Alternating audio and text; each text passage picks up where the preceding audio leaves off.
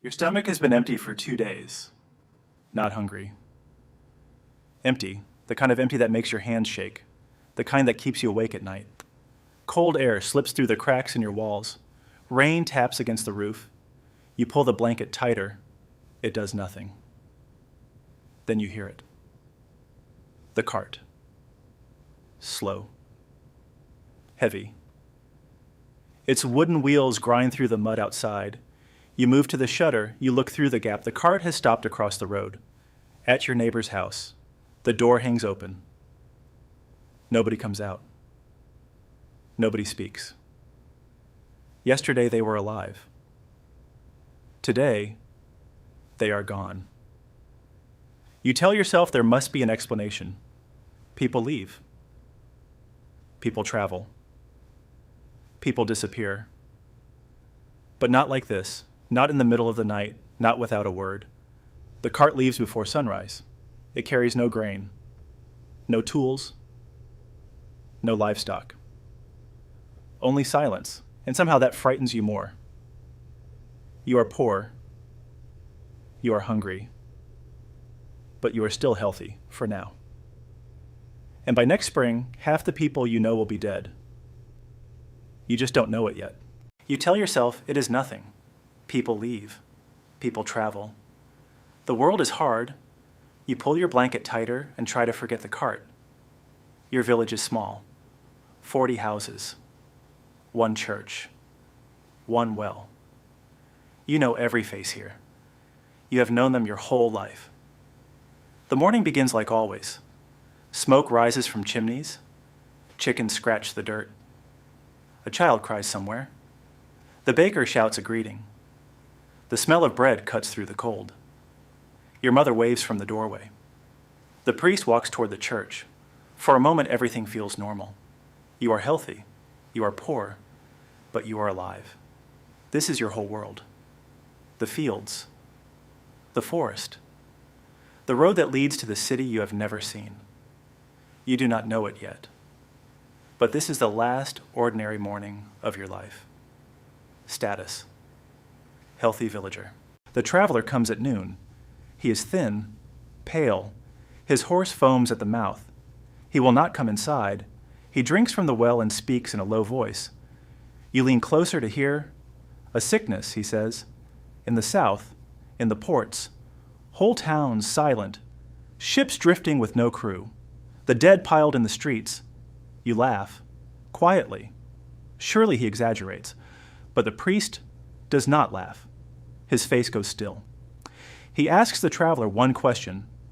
How fast does it move? The traveler does not answer. He climbs back on his horse.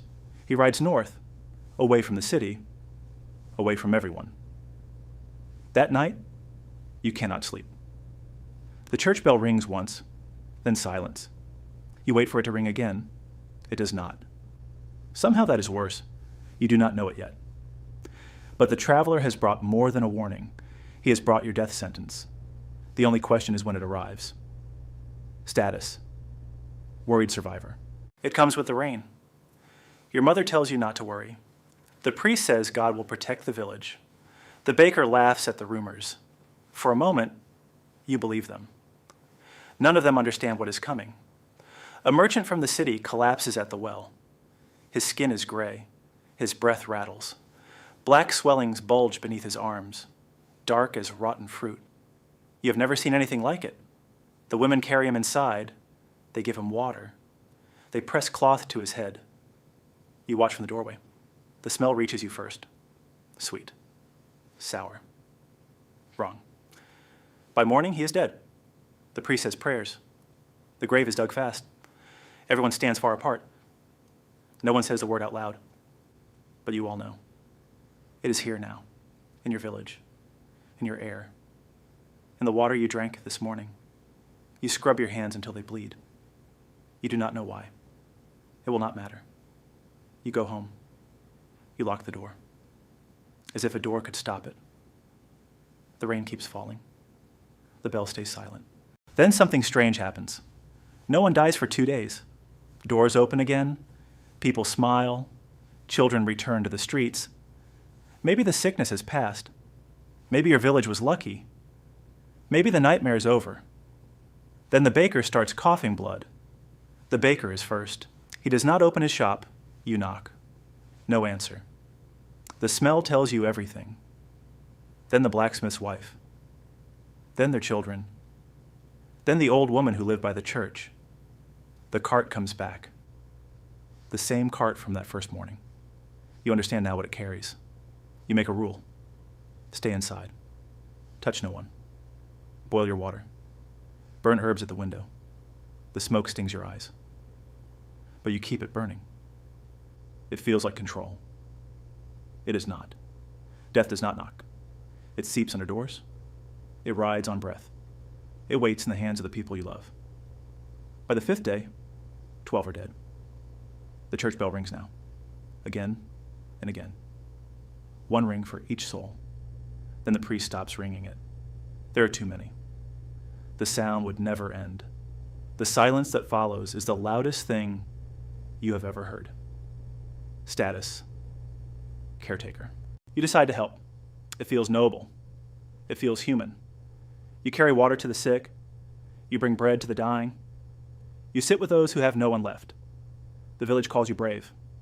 They thank you. For one moment, you matter. You are needed. You are someone. And that is the trap. Every house you enter breathes its sickness into you. Every dying hand you hold marks you. The more you help, the more you risk. Your kindness becomes a noose. The first cough comes 3 nights later. You tell yourself it is the cold, the smoke, the damp air. You press your fingers under your arm. Nothing. Yet, you exhale. Relief floods through you. Then the woman you nursed yesterday is found, dead, and you remember her breath on your face. Status. Village hero. The village you knew is gone. Doors are marked with crosses, painted in haste. A cross means the dead are inside. There are crosses everywhere now. The well stands empty. No one gathers. No one speaks. Fields rot uncut. The animals wander loose, lowing in the dark. Strangers no longer pass through. The road is empty. You are sealed inside, with the dying. At night you see candlelight in distant windows. One by one they go dark. You count them. You count the living by the flames that remain. There are fewer every night. The smell never leaves now. It clings to your clothes, your hair, your skin. Smoke and rot and wet earth. You will smell it for the rest of your life. However long that is, you stop helping. You hide. Survival has made you a coward, and you hate yourself for it. Status? Frightened survivor. Fear needs someone to blame. The whispers begin. Someone poisoned the well. Someone brought this curse. Someone among you is responsible. At first, they blame travelers, then merchants, then strangers, then anyone who coughs, then anyone who looks sick, then anyone who looks different. And eventually, they start looking at you. Fingers point, eyes narrow. Old grudges sharpen into knives. The healers accuse first. She knew too much, they say. She touched too many. They drive her out with stones. She vanishes into the forest. No one helps her. You say nothing. You look away. You're glad it's not you. Then they come for the stranger's family. Then the ones who pray differently. Then anyone who coughs. You learn the new rule. Show no weakness. Hide your fever. Swallow your cough. A single sneeze can end you now, not by sickness, by the hands of your neighbors. You once knew every face here. Now you fear every one of them. Status: suspected carrier. There is no order left. The priest is dead. The Lord fled weeks ago, taking his gold, taking his guards. No one rules. No one protects. No one buries the dead with care anymore. Bodies lie in the road. The cart cannot keep up. The grave pit at the edge of town overflows. They burn what they cannot bury. The smoke blots out the sun. Looters move house to house. They take from the dead. They take from the dying. Law means nothing when everyone is dying anyway. You hoard your bread. You sharpen a blade. You sleep with one eye open. When a man pounds on your door at midnight, begging for shelter, you do not answer. You listen to him cough. You listen to him weep. You listen to him crawl away. In the morning, he is dead on your step. You step over him to fetch water.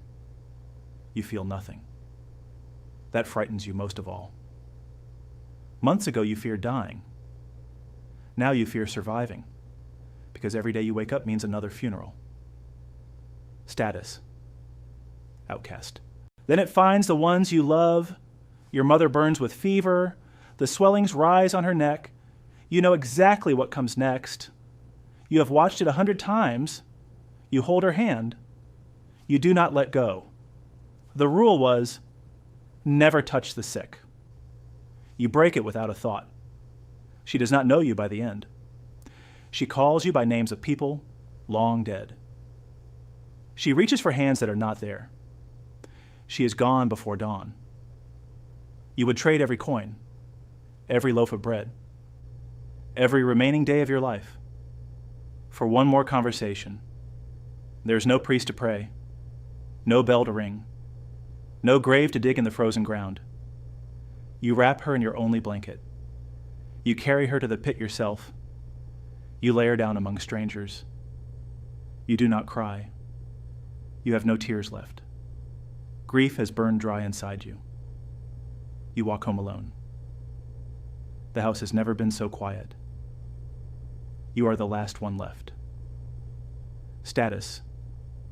Desperate survivor. Then the fever comes for you. It starts in your bones, a deep ache. Like cold fire, your head pounds, your throat closes. Your hand shakes as you reach beneath your arm. You feel it, a swelling, small, hard, growing. This is the moment, the end of every road. You have watched it claim everyone. Now it is your turn. You touch the swelling again, still there, growing. You already know how this story ends. You have watched it happen dozens of times. The fever, the cart, the pit, the silence. Now the ending belongs to you. You lie down. You wait to die. The candle gutter's beside you. Outside, the rain falls on empty houses. The fever climbs. You drift through dreams of the dead.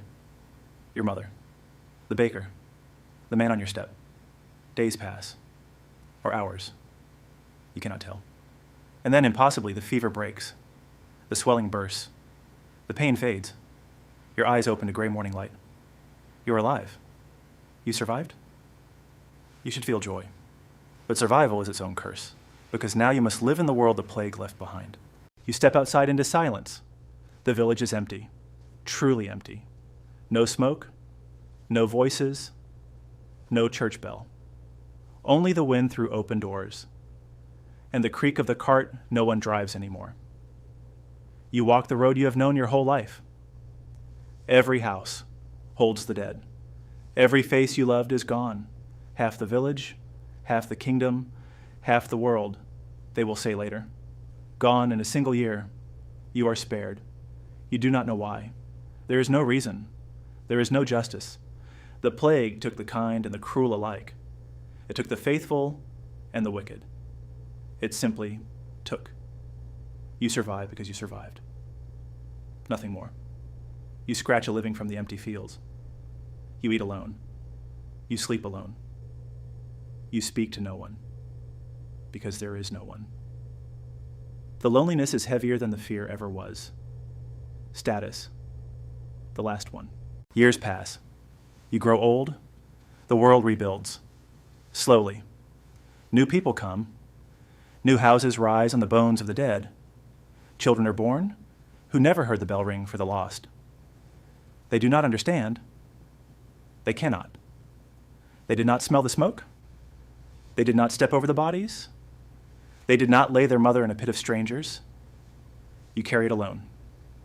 Every name, every face, every door marked with a cross. You become the old one who never smiles, who flinches at the sound of a bell, who watches the road, always, for the cart. And when you finally die, there's a priest. There's a grave. There's a single bell that rings once for you. No one remembers why you wept at the sound of bells. No one remembers the year the world ended. But you do. You always did. The plague took your friends. It took your family. It took your village. But the cruelest thing it took was the person you were before the cart arrived. The cart is gone. The bells are silent. Yet somehow, you still hear them.